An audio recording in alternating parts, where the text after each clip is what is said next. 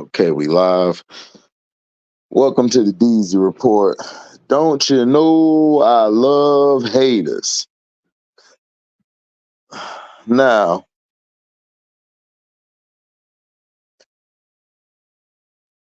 Deadpool and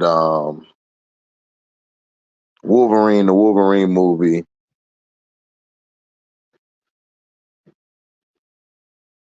It was the thing about the Deadpool and Wolverine movie that was great was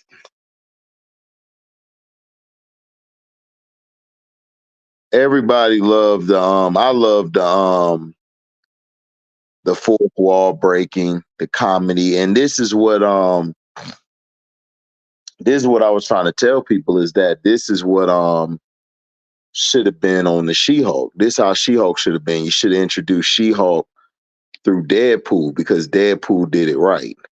Of course, Wade Wilson um, came in upset with his life, wasn't happy how his life turned out, wanted to be an Avenger, was turned down, wanted to be an X-Men, was turned down, was trying to do things to help his life.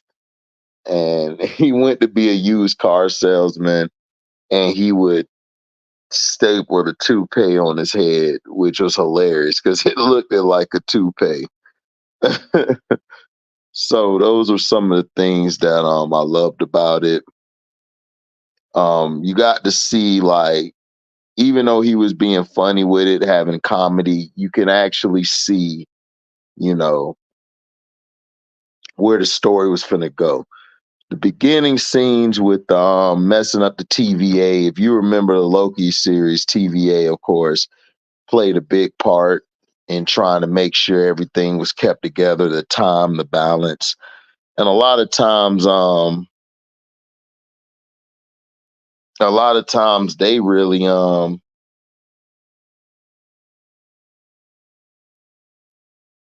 lot of times they were really they were trying to keep everybody, how do I say?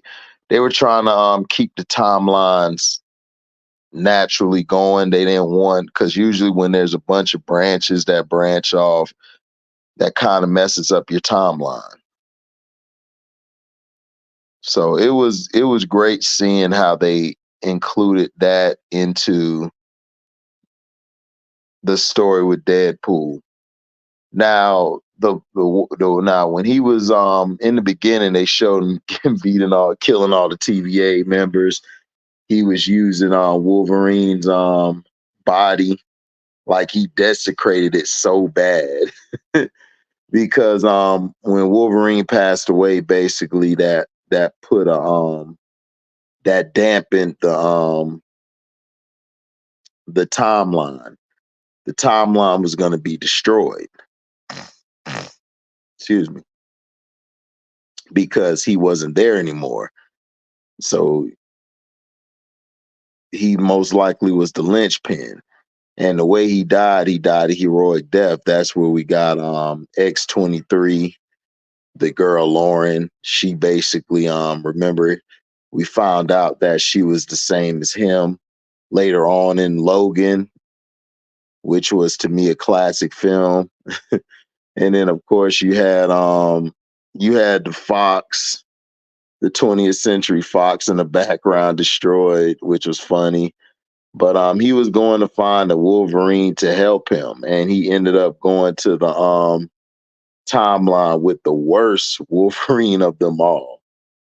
So, and he went to one, and we got a special appearance by the Hulk, which basically people what we found out is that they're in talks about making the Hulk versus Wolverine. What people forget is that's when Wolverine first came out. He first came around. That was his first appearance. Was the Hulk when he versed the Hulk. That was a classic comic book, and a lot of people were upset because a lot of people upset that I know. I don't know about the consensus is that we keep getting these damn variants of what we want to see. Like we got the Red Hulk. Like we should have got the regular Incredible Hulk. You know, that's how I feel. So they're talking about making a Hulk versus the Wolverine movie, which will sell. And this is something that Marvel at times just don't get it. And it's mainly Disney. It's not really Marvel. Disney don't understand is that you got these characters, like do something with them. You know, you got Wolverine back, you got the Hulk, use the Hulk, put the Hulk in stuff, like give him a cameo. Do like you did in the comic books. In the comic books, you had a lot of these guys having cameos. They would cross over different comic books. And then when their comic book came out, you were ready to buy it.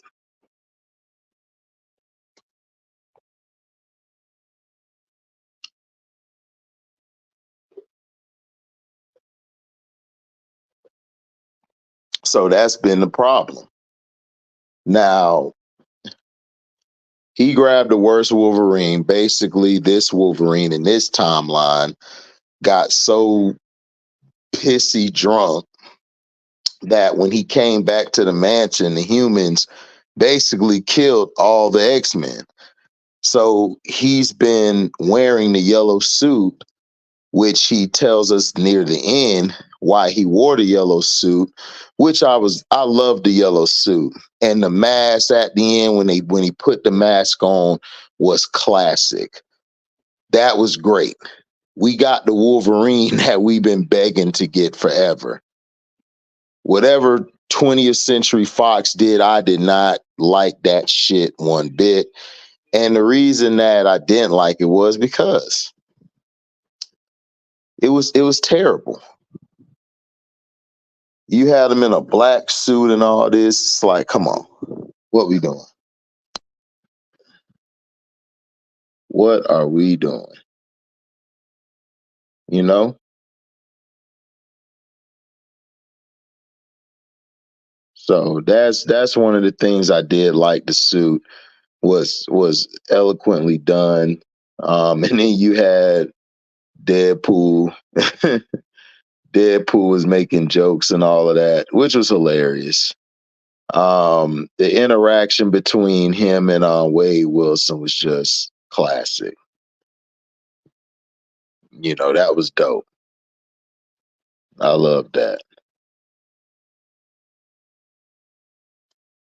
Now, he basically dragged Wolverine.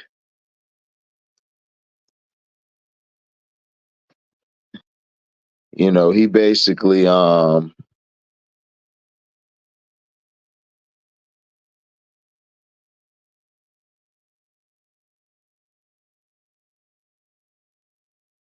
he basically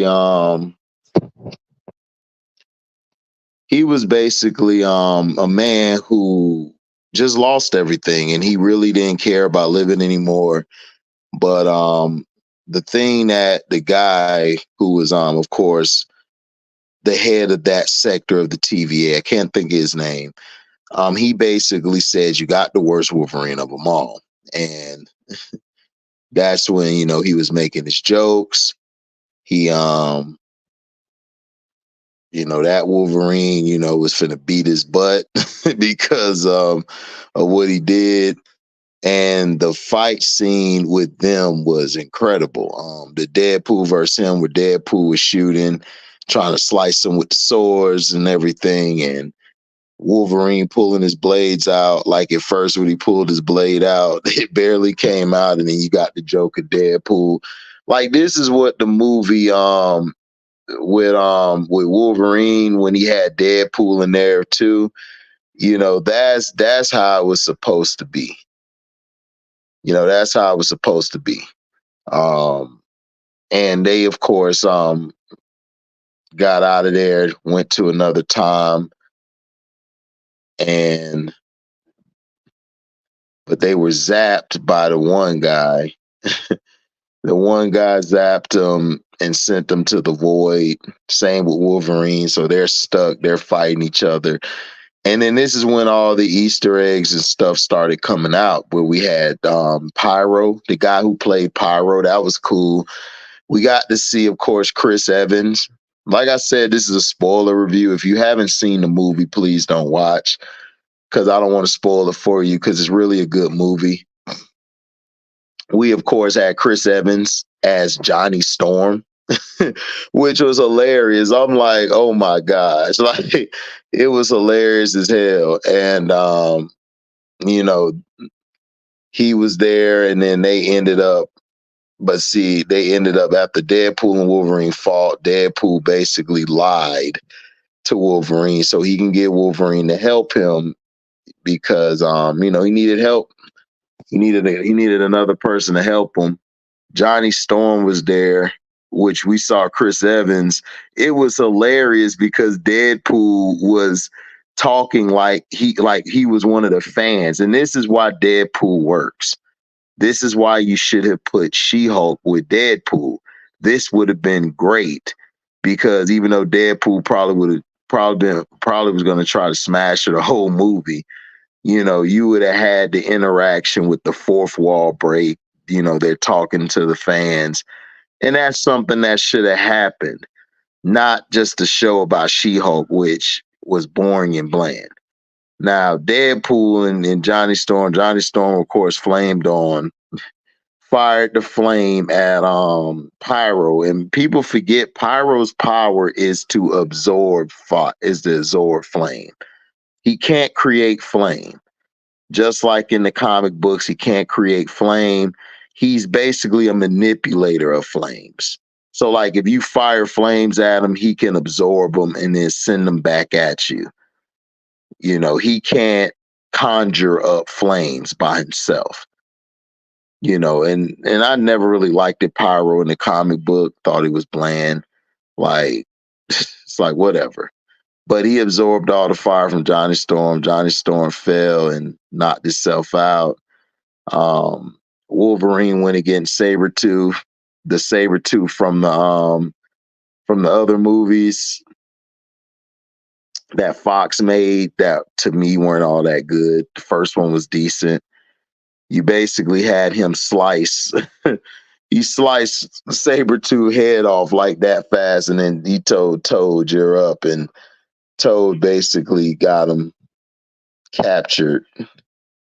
And they basically put him in a Toad was trying to get him captured. They whooped Toad ass. Wolverine did. And then they used that damn metal thing to pull him close and then pull Deadpool and him together. It was a lot of homosexual jokes and alphabet jokes, and that's just how Deadpool is. If you haven't read Deadpool's comic book, like, all of this is accurate. Deadpool is practically bi. So he smashed men and women, which is crazy. You had the multiple Deadpools, of course, near the end. Of course, we got Cassandra Nova. Now that was interesting. She was basically changed. She was basically, of course, the twin sister of Xavier. And in this universe, she was sent to the void, and she was able to, like, sit there, and grow. And she basically did the TVA's dirty work. Like, if they were to send people there, she would, of course, give it to that monster. I can't think of that monster's name, but she would feed the people to the monster, basically, like she was saying, basically paying rent and basically able to live. So that's how she looked at it. But to have her in here as the big bad was great. I liked how they brought the chair out. She rolled out with the chair, and and she basically looked like Professor X because basically they're twins.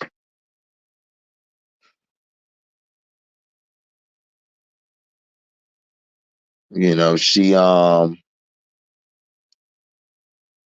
course appeared in the comic books. She was I believe she was created by the writer Grant Morrison and the artist Frank Quitelli, excuse me, and then the character appeared in New X-Men number 114. She is a Mumadry, which is an alien race that appears in Marvel Comics. She's parasitic. She's a life form born bodiless on the astral plane. So she was born in the astral plane. She's a twin sister of the founder, Professor X. While in the womb together, Charles recognized her evil presence and killed her, resulting in her stillbirth. You know, that became, Cassandra. She's telepathically entangled with Xavier. So she was basically evil. But in this, when she was born, the TVA sent her there because she was dangerous. She's a dangerous telepath and telekinetic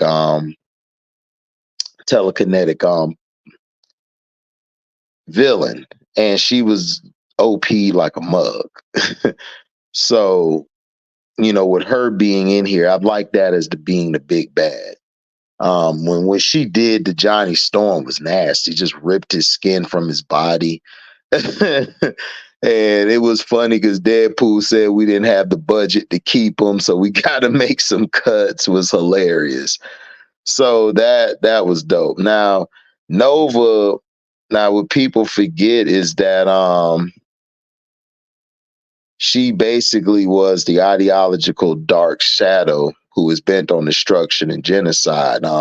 She was most infamous for commanding an army of sentinels to massacre 16 million mutants within the mutant homeland Genosha or Genosha or Genosha, whatever you call it, tomato. And if you watch X-Men 97, she was in there. And she basically was working with the one guy. I can't think of his name right now. I'm bad with names. So she was introduced early, and to have this adaptation of her is very comic book accurate. Like, this person was comic book accurate. She's the one who led the massacre of 16 million mutants. And that's dope how they brought her back for this story. Now, she was conceived without a body. She improvised by copying Xavier's DNA to make her own body. Effectively being his twin sister, she grew with her brother until she had fully formed hands and eyes when she decided to try to kill Charles by attempting to strangle with his own umbilical cord. And Charles defended himself by hitting her with a psychic blast, which caused their mother to have a miscarriage, resulting in her physical body being stillborn. So that's what happened to her. And despite this, she survived as a chaotic cellular matter that clung to a sewer wall for decades, rebuilding its physical form and perfecting its effort to mimic human traits. So that's how it was. Now, she grew convinced that the womb in which she had fought Charles and the universe she now inhabited were one and the same, a universe in which only she and Charles were real, and that her purpose was to destroy every illusion Charles held dear. Her brother's dream, the X-Men, and loved ones. Now, Jean Grey later discovered that Cassandra is a Mumadry from a Shi'ar legend, which means opposite of Charles. Legend says of each of us faces our own personal Mumadry in the womb shortly before birth. It is our first experience of the alien, the other, the different. In reality, the Mumadry are a parasitic species born bodiless on the astral plane, and it was only through becoming entangled with her brother's development telepathic mind that Cassandra created a body for herself. So that's how she was made. So in this, they said she was born.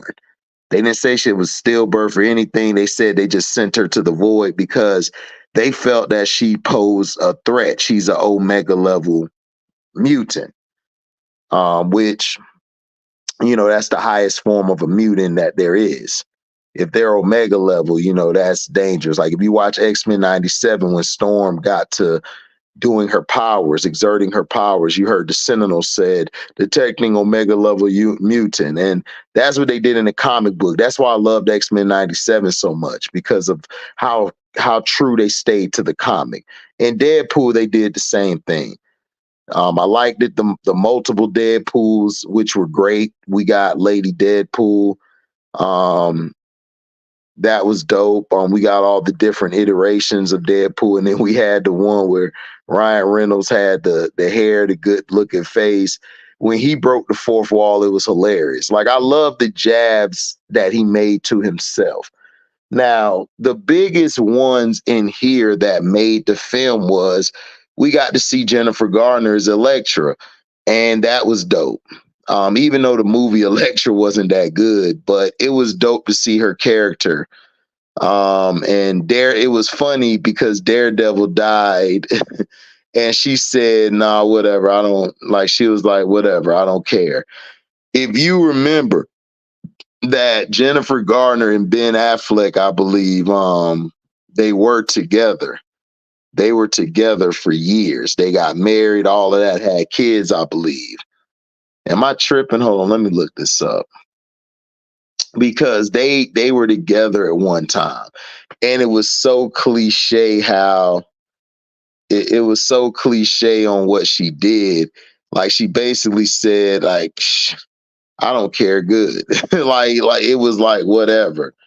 And I love that part because it was just her taking a dig at Ben Affleck, which was funny. And then this was the biggest one when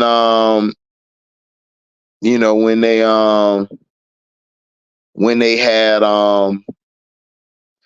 like she made the joke about him, but now she basically took a swipe at Ben because of the divorce, and that she did that in Deadpool. And then of course Blade, Wesley Snipes came back as Blade, and I'm sorry, Marvel and Disney have got to swallow their pride and let Wesley Snipes help with that new Blade movie, because he is the epitome of Blade. There's nobody else. Blade was a boring, whack-ass comic book, a whack-ass character before Wesley Snipes decided to take him over. He decided to take him over and become Blade that we know. And see, a lot of people don't understand, like, Wesley Snipes is the one who actually recreated Blade. Blade was a dead comic book series. It was about a British black man fighting vampires, and his wardrobe was terrible. Like, he looked like one of the stand-ins for the Temptations. Had the green shirt and all that, had his shirt opened and all this type of crazy stuff. So, and then we got to see, of course, Channing Tatum as Gambit. And I like what Channing Tatum did. Channing Tatum was a better version of Gambit than that clown they had in the other movie with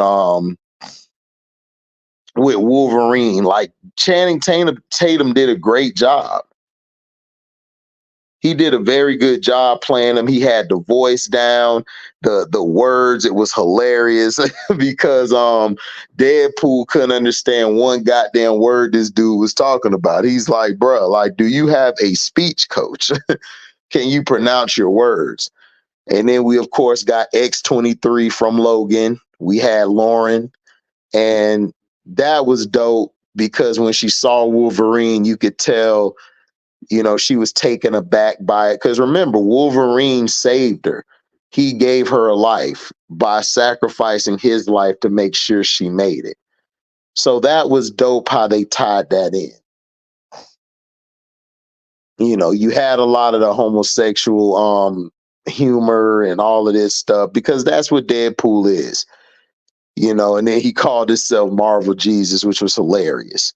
Of course, the storyline was to save his timeline. That was the whole premise of it. That was great. You didn't have to do any complicated things.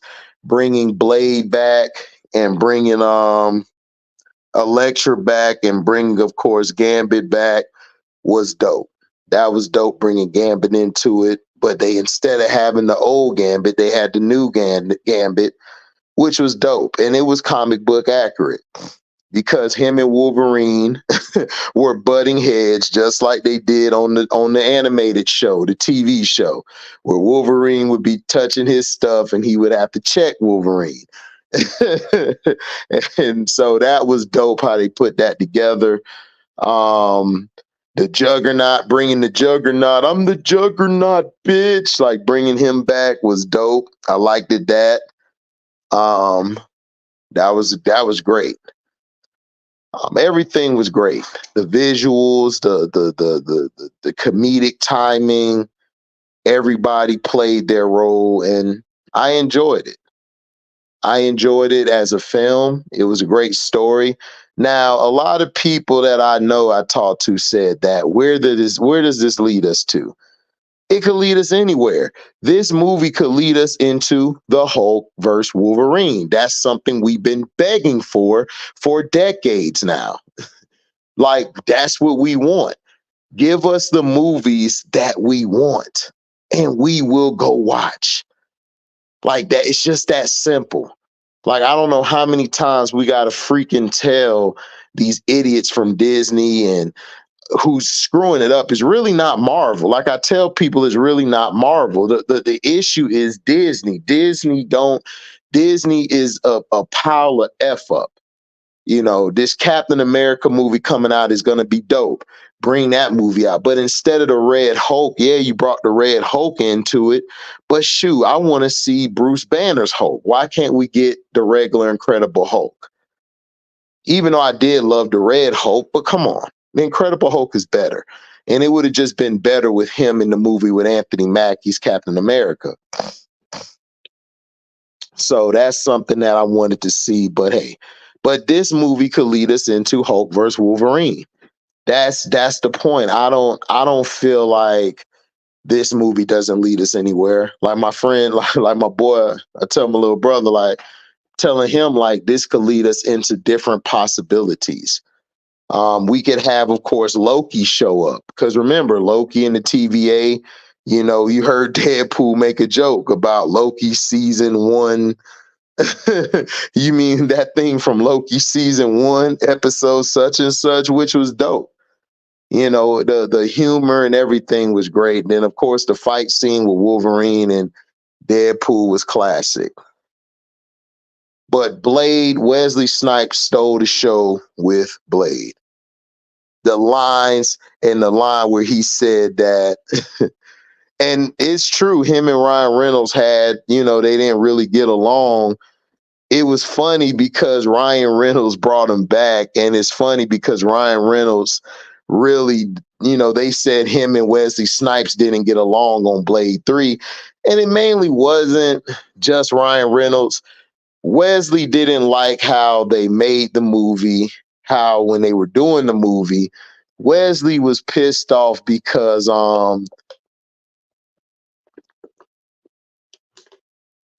he didn't like the direction of the movie. So him and of course Ryan Reynolds in a movie together was classic, was hilarious. And like he said, I don't like you, mother effer. Didn't like you then, don't like you now. Which was hilarious because they did it and they were talking and he was like, I don't know what you're talking about. There can only be one Blade, mother effer. And then that boy Ryan Reynolds looked at the camera like basically threw a sneak diss at Marvel and Kevin Feige and all of them guys, which was the right thing to do. And by them doing that, that makes them look stupid. You could have had Wesley Snipes in the movie, which he originally was supposed to be in this new Blade movie as Whistler. He was going to be Whistler. Mahershala Ali was going to be Blade. You guys effed it up like you always do. This is what Disney does. They're nothing but a group of F-ups. What they should have done was brought Wesley Snipes back. Wesley Snipes just showed you in this movie it works. And then of course I like the cameo of Ant-Man's body because in a comic book, um, because in a comic book, in an alternate reality, Ant-Man dies. Like, hold on.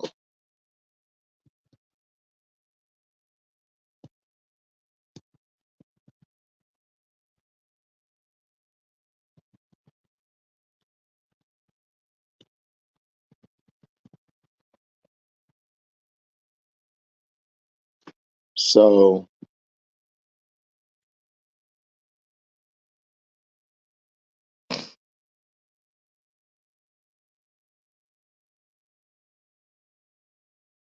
so you had Ant-Man with his overgrown body where he basically was his body was being used as a cave, which was so messed up.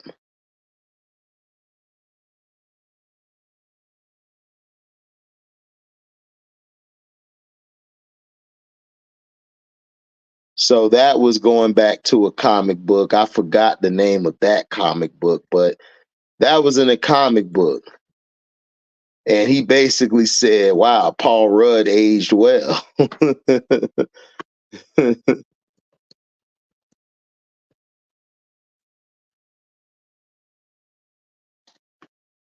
you know.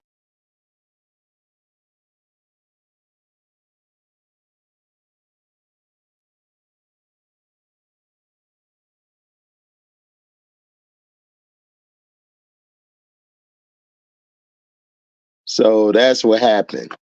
But Ant-Man was in the void, which was funny as hell. His corpse, giant version of him was the headquarters.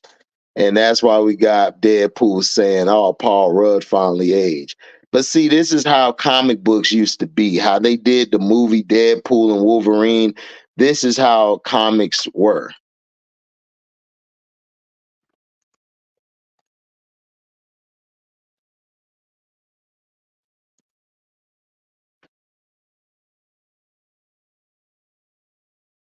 So now the other scene,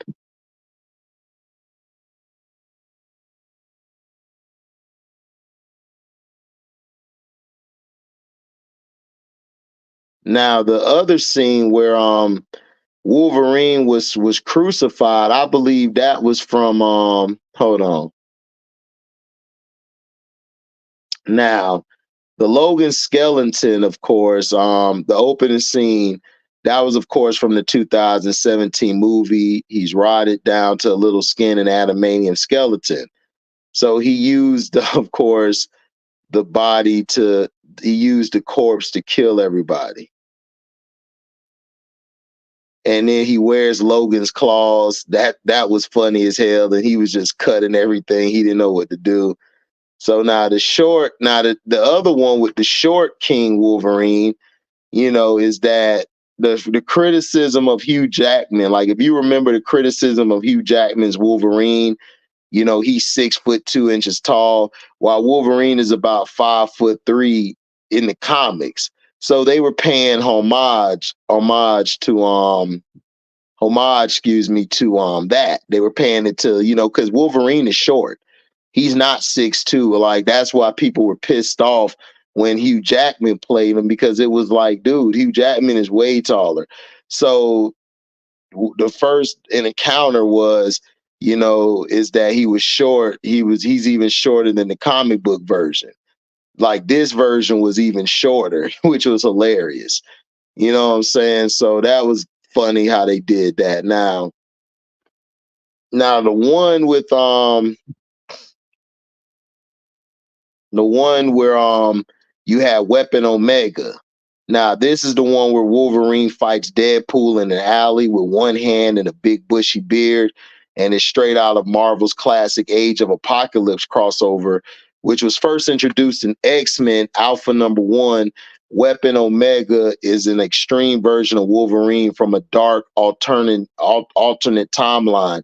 And then the good news for him is he's together with Jean Grey in that reality. You know, he was with Jean Grey in that reality, that alternate reality. If you remember the comic book, you know. Now, the patch one is basically Wolverine's most frequently used aliases in the comics. You know, he calls himself Patch, where he dresses in a white suit, wears an eye patch, and goes undercover, and nobody knows it's Wolverine, despite the extremely recognizable hair and attitude. Now, in Deadpool and Wolverine, he was caught up with gambling and like probably Madripoor. And this was seen in Disney Plus's The Falcon and the Winter Soldier, if you remember that. Now, old man Logan, of course, you had him on the porch. He was chilling, and then he shot him with the shotgun, sending him through the little time thing that he stole from the guy at the TVA. So, you know, despite Logan being a loose adaptation of the comic book Old Man Logan, he's the heir old Logan wearing the cowboy hat who shoots Deadpool with a shotgun, which was dope. Now, the scene that everybody like I loved, I was happy to see it because this actually happened in the comic book. Crucified Wolverine on a bed of skulls. Now, not a dish they served at a fancy restaurant, but so basically this was the reproduction of one of the most famous comic book covers of all time. And this was from Mark Silvestri's cover art from the Uncanny X-Men number 251 from 1989. The cover was beautiful. And of course, this was, of course, you remember, this was when a lot of the X-Men were killed and destroyed. And they had Wolverine right there crucified and stuff. So that was dope. And then, of course, we had the Hulk versus Wolverine. You know, this was his first introduction. Like people forget, like I was telling you about the Hulk and Wolverine when they fought. This was his induction, his introduction, and it was the Incredible Hulk number 180, and he was in a cameo at the end. Now, his first full appearance fighting the Goliath was in Hulk number 181. You know, and that's where we got, of course, you know, when he sees this was when Wolverine was in his brown costume. He was in his brown costume fighting the Hulk. You know, that's different from the comic book issue where the yellow and blue suit of Wolverine fought the Hulk. So, you know,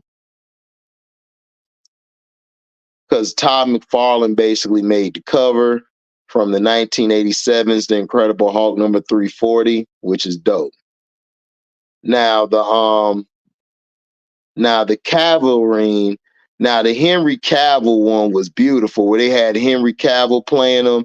Now unlike the rest of the Wolverine variants, you know, Hugh Jackman, the movie introduced the new actor as Wolverine. Henry Cavill, who Deadpool calls the Cavalry. And then pretty much as soon as Cavill was announced in late 2022 that he wouldn't return as Superman, fans started dream casting him as various MCU characters. And they finally got their wish, sort of. There's also a solid joke where Deadpool tells Wolverine, would treat you so much better than those assholes down the street, which was a a reference to his treatment by DC and Warner Brothers Discovery when Cavill was told he was coming back as Superman, until James Gunn and Peter Safran took over and they changed it. So, you know, but there's no bad blood between DC and Cavill, as we know. It's just dumb. But we were told it's no beef. Now, the 100 Deadpool variants popping up at the climax of the movie was great. And the scene I love when Wolverine put his classic mask on and him and Deadpool just cut up everybody. And then you got the baby Deadpool sitting there laughing because all the Deadpools came back to life because they thought because the other Deadpool couldn't regenerate, they thought they couldn't, and they actually did. And basically Peter, which is his friend, came and saved the day, which was hilarious. We got a Peter in our universe. Hey, basically making a joke of we got a Peter, like the your genital in every universe, which is funny as hell. It's classic. Dirty joke, but classic. Now, the Lady Deadpool, there was an obsession for months, and is voiced by Blake Lively, which is the wife of Ryan Reynolds, who gets multiple other shout outs in the movies, including the boner joke about Gossip Girl. It's the IRL wife of Ryan Reynolds, but we never see the character's face in the movie. And sorry, Taylor Swift is not playing her. Wanda Wilson was created by Victor Gisler and Rob Liefeld and introduced in Deadpool Merc with the Mouth #7. Now, Deadpool / Mary Poppins, the internet focused on Lady Deadpool. The actual object of Wade's affection is indeed the multiversal variant of Wade Wilson, just like how Alligator Loki on Loki is also a Loki. And then you had Dogpool is played by Peggy, named Britain's Ugliest Dog. So the character was first introduced by Gisler and Philip Bond in the prelude to Deadpool Corpse #3. Then you had Headpool, which is the very polite floating zombie head version of Deadpool, is voiced by Nathan Fillion and was introduced by Robert Kirkman and Sean Phillips in Marvel Zombies #3, if you remember that. Now, Kid Pool, now this was dope. They brought Kid Pool in. Now, Kid Pool is a kid version of Wade Wilson. The actress playing Kid Pool is literally Ryan Reynolds' kid. Inez Reynolds plays Kid Pool, and she's the daughter of Reynolds and Lively. Kid Pool was introduced in the comics by Gisler and Wilts Portacio in Prelude to Deadpool Corpse #2. Just don't confuse Kid Pool with Baby Pool, who also shows up. Now, you had Cowboy Deadpool, aka the Deadpool Kid, introduced by Gisler and Bong Dazzo in Deadpool Merc with the Mouth #7. Cowboy Deadpool only briefly appears and is voiced by Matthew McConaughey, which is all right with us. Now, Dance Pool. Now, Dance Pool, of course, was, on this one, but dancer Nick Pauli is listed as Dance Pool. Now, of course, you had him and I think Spider-Man were in the issue where they were with a bunch of female people. Now, there's a lot more. Also, like, some fans swear they saw the Avengers Endgame time suit variant. There's one that looks sort of like an anime character with an LED helmet. And there's a good chance everyone from King Pool to Ponda Pool are in there somewhere. And there's the newest addition, Peter Pool, which is Rob Delaney. They had the Fox movie cameos. You had the other than the, you had the Fox movie characters, which did their role. So you had Daphne Keene as Laura, which was X-23. What's up, Chess Ready? You had Daphne Keene as Laura, aka X-23, revealed from the trailer Marvel. Daphne Keene lied about being in this film while on tour for the Acolyte. So she's back for a key emotional role in the movie. She's portraying the younger clone of Wolverine and Logan. And the even better news is Laura survives in Deadpool's universe. So this may not be the last time we see X-23 on screen. We might get her back. So now Jennifer Garner as Elektra, like I said before, was great. She was, of course, portrayed in 2003's Daredevil, then did the 2005 Elektra, which was an out and out failure. Garner's marriage to Daredevil co-star Ben Affleck gets a snarky reference when Elektra expresses complete ambivalence about Daredevil dying off screen in the void in Deadpool and Wolverine. Now, Channing Tatum as Gambit was incredible. Like I said before, I love this role. He killed it. He could be a Gambit. Now, him as Gambit, he was gunning to play since X-Men. And in The Last Stand, he was originally cast in the role of the Raging Cajun before it was cut from the script. And for well over a decade, he's been trying and failing to make a Gambit spinoff film, which was officially killed when Disney bought Fox. That's why he's constantly making jokes about nobody meeting him before. But the even funnier joke is that Tatum once put down Taylor Kitsch's lack of Cajun accent in X-Men Origins. Wolverine, saying that as he was New Orleans raised, he could do a better job. Here, Tatum used an impenetrable patois that drives even Deadpool crazy. Let's all apologize to Taylor Kitsch now. So we had Chris Evans, of course, as Johnny Storm / Human Torch in it. And it was a great bait and switch because literally we thought that Chris Evans was going to be Captain America. I thought he was going to be Captain America, and he wasn't. This is what was hilarious.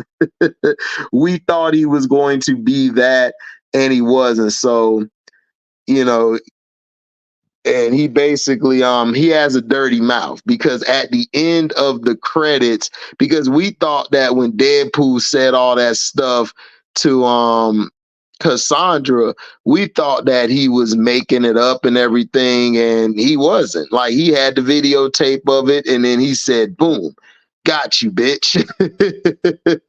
Which was hilarious because Deadpool is a fourth wall breaker, and it all fit. Now, Stanford played the flame controlling mutant. He came back as Pyro. He was the flame controlling mutant in X2 and X-Men The Last Stand. Returns as Cassandra Nova's second in command and eventually betrayer.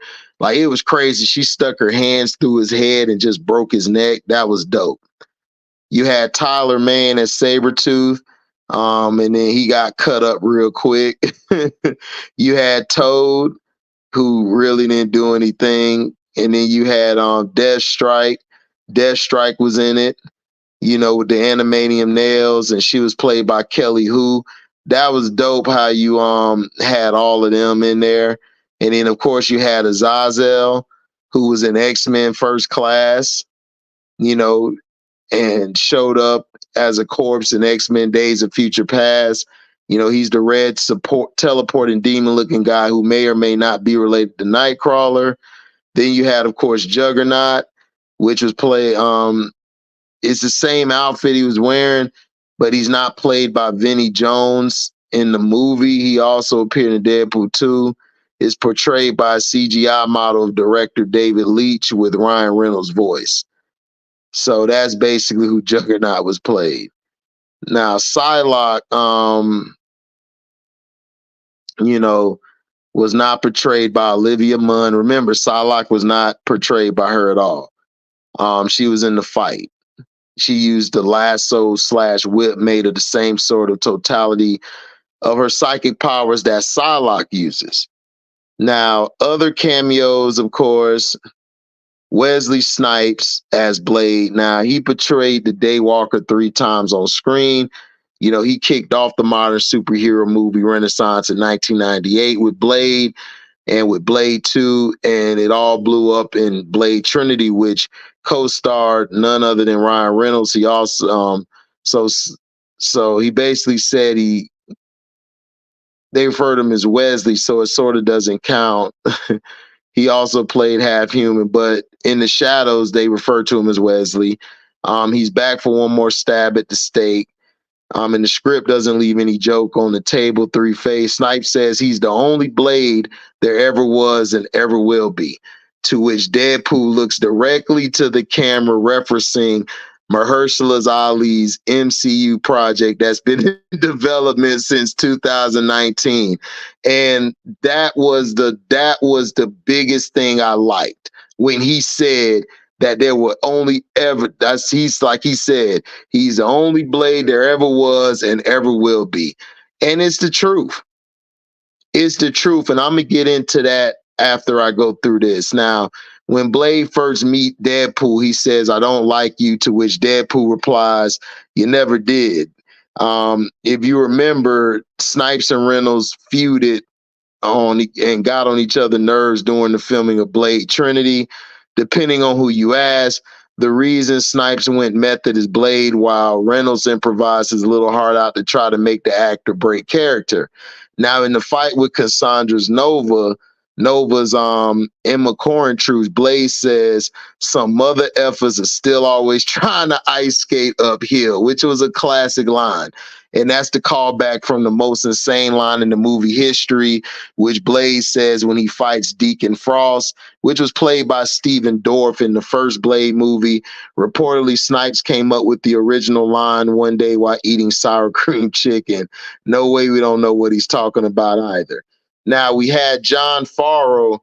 Blade is like Shab. Yeah, he is. Like, that's where I think he got the portrayal, because remember, Chess Ready, when Blade first came out, Blade never looked it like that.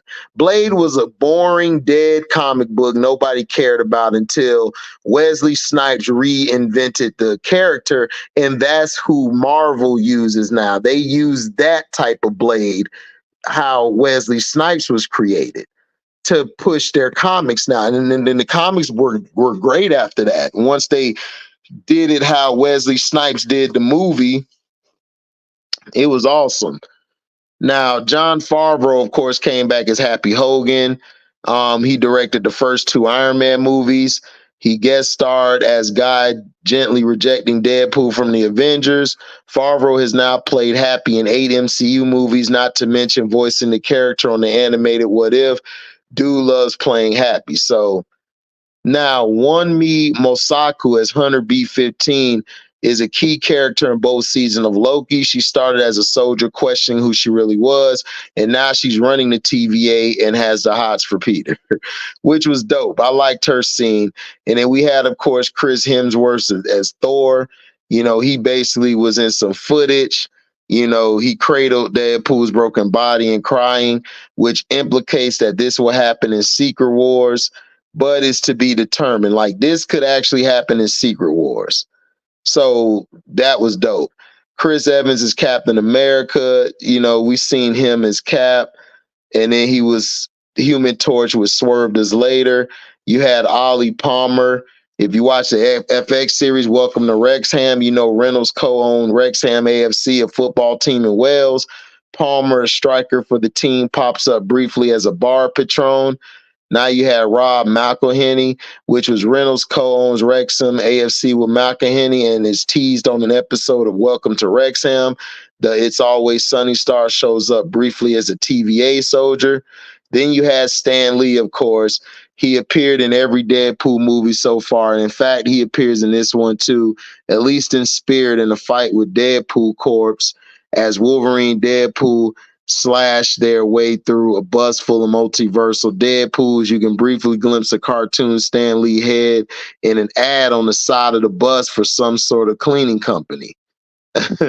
Other Easter eggs and references. Deadpool says Logan wears the costume because he's gained weight since the divorce, which is reference to Jackman's IRL divorce.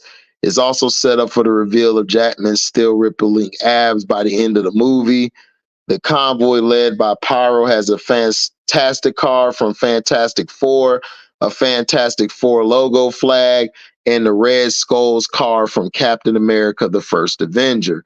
Now, Crash in the Void is a helicarrier, and what looks like Thanos' Q ships from Infinity War and Endgame. You also probably caught the 20th Century Fox logo half buried in the sand. In Happy's office are a bunch of keepsakes, including the half-finished Cap shield from the first Iron Man movie. Deadpool does Spider-Man thwips while he's driving in the car with Wolverine, which is probably the most they can use / reference Spider-Man in this movie for spooky voice contractual reasons. Spotted in the void, Captain America's World War II shield, an old-fashioned Thor helmet, and a stone wall in the shape of Wanda Maximoff's head, just to really dig into Scarlet Witch fans who don't like that she was flattened by a mountain in Multiverse of Madness. Now, X-Men name checks include Professor X, a lot, Cyclops, Storm, Jean Grey, Beast, and more. Deadpool makes a joke about Van Wilder, which starred Reynolds to Nice Poo, to which Nice Poo says he can break the fourth wall too. Looked at the audience and says The Proposal, another Reynolds movie, which pissed Ryan Reynolds Deadpool off. That was hilarious. Nobody, I think, in the theater caught that. That's why they really weren't laughing. But I was laughing hysterically in the whole movie. People looking at me. I'm like, man, y'all didn't catch that? Like, people just slow these days. After being told the Punisher died in the void trying to attack Cassandra Nova, Deadpool says which one. There's been a lot of them, and he's talking about the multiple actors that have played Frank Castle, which has been Dolph Lundgren, Thomas Jane, Ray Stevenson, and currently John Bernthal. So, but yeah, Michael Jai White is the only person I could see replacing Snipes. No, that's not it. Chess Ready, Mahershala Ali is a perfect choice to replace him. The problem is that Chess Ready, they don't understand how to do Blade. They're trying to make Blade into a woke character. And I'm not going to use woke because woke was never intended to be made that way. They hijacked the word and butchered the word woke. They're trying to make Blade more like a side character in his own show, in his own movie. They want to make him a side character, and they're trying to introduce his daughter, which is going to be a part of that new Avengers crap that they're trying to do, because they're trying to bring Black Panther's son into it. If you remember the end of Wakanda Forever, it was Black Panther's son, and they're trying to introduce him to the new Avengers. You know, they want to put him in there, which is dumb. And the script is like so stupid. They only have Mahershala Ali in like a few minutes of the movie, and he has one fighting scene. And the rest of the movie is going to be basically women, which I have no issue with women being a part of it. Right. Choke, more choke than woke. Exactly. So they're trying to make it like they're trying to appease to the alphabet group, and they're trying to appease to to these people who really don't who really don't need it, who we really don't need to please, because they're not the ones paying for these movies. They're not. They're not the ones paying for these movies. They're not the ones going to watch these movies. And this is what's killing Marvel and DC, is that they are messing it up. So what they're trying to do is they're trying to make Mahershala Ali decide to quit. They want him to quit so then they could just go into another direction, get somebody to fill in for Blade, F up the movie Blade, piss off every fan in Marvel history. And that's what they're trying to do. So they really are trying to make him quit. Michael Jai White isn't going to fit that character, is because I don't believe Michael Jai White has the range to play that character. Mahershala is fine. Michael Jai White is decent, but he's older now. Michael Jai White's old. I think because he keeps himself in shape, people don't understand. Like, he's like almost 60, I believe. And plus, I don't think he has the range to play that character. But that would be a good choice. But I don't think Michael Jai White's going to go with the bullshit, because they're trying to make this character very, they're trying to make him very alphabet oriented. And Mahershala Ali is not going for it. And he's not quitting because Mahershala Ali knows what they're trying to do. He knows what they're trying to do. He knows that they're trying to get him to quit. They're trying to get him to quit right now. And he's not going for it. He's not going for it at all.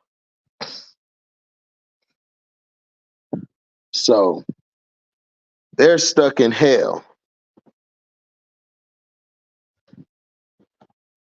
They are stuck in hell. They don't know what the hell to do. They are lost. But that's what they get for not bringing back the original Blade. You should have let Wesley Snipes come back. Wesley Snipes was supposed to come back, but because of rumors of how he was on the set, they were like, oh, we don't want to deal with that. You know, that's too much. And it's like, why was it too much? Wesley Snipes knows how to make Blade a great film. If you just let him do his job and work with Mahershala Ali, but see, this is the thing. Wesley Snipes has no issue with Mahershala Ali playing the character. His issue is with Marvel and Disney for not including him with helping build the character.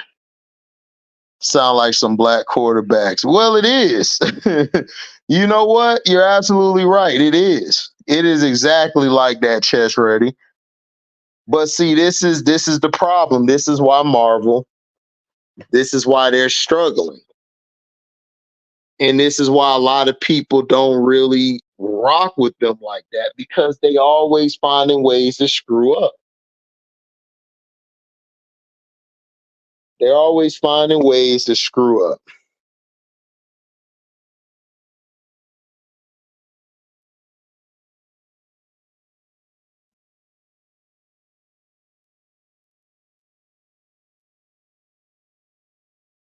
You know, finding ways to screw up. They don't know what they're doing.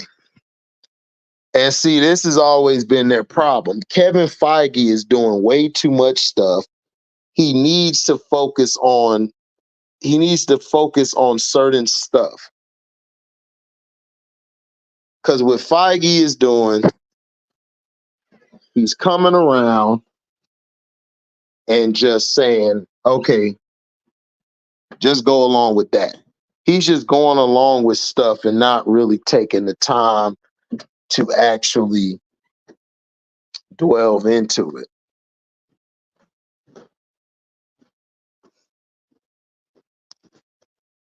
Yep, that's what they're doing, Chess Ready. They rather crash out than let him eat. And the thing that people need to ask themselves is, why are they so hell bent, right?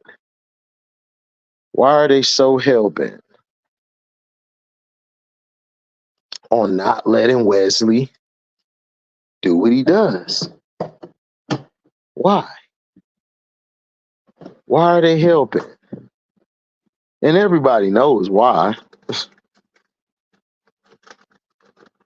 They're hell bent on not doing it because you had some people who worked with Wesley and Wesley wasn't kind to them. So they're upset at that. They're mad at that. Yep, agenda and hate.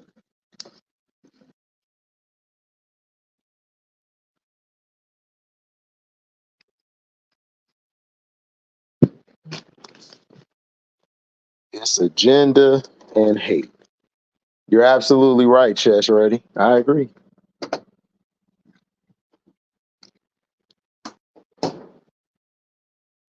They rather cost themselves a movie that's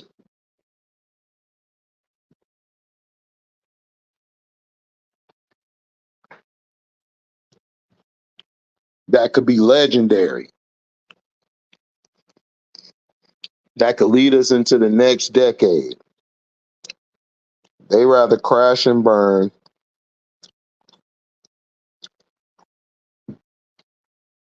than actually make it.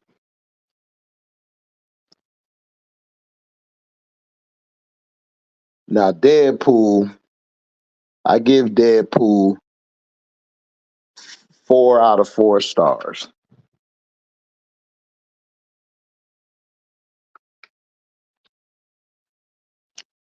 Way better than the second one. But here's the thing.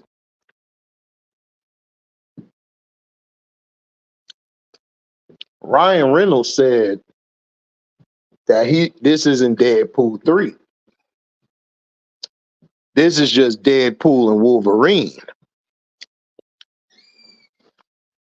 I don't think anybody caught that.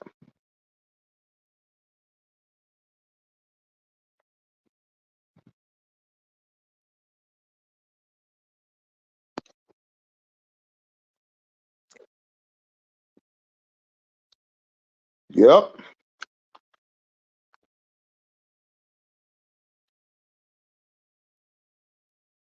It's gotta suffer.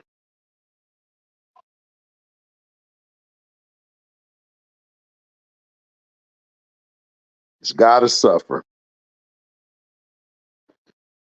But yeah, I'm out, man. Make sure y'all like, comment, subscribe, share this. Hit the notification bell to select all to receive upcoming notifications. If you love what you hear, you can hit that button, that bell button, to select all to receive upcoming notifications. You guys can also donate to the Cash App. It's in the description box. Whatever your heart's desire to help build up the page. Also, we have the Patreon going. It's $3 a month. We also got merchandise for Welcome to HDiiTV. The link is in the description box. You can go buy some things, shirts, hats, and it's all cost efficient. So thank y'all for listening, man. I am out. Deezy.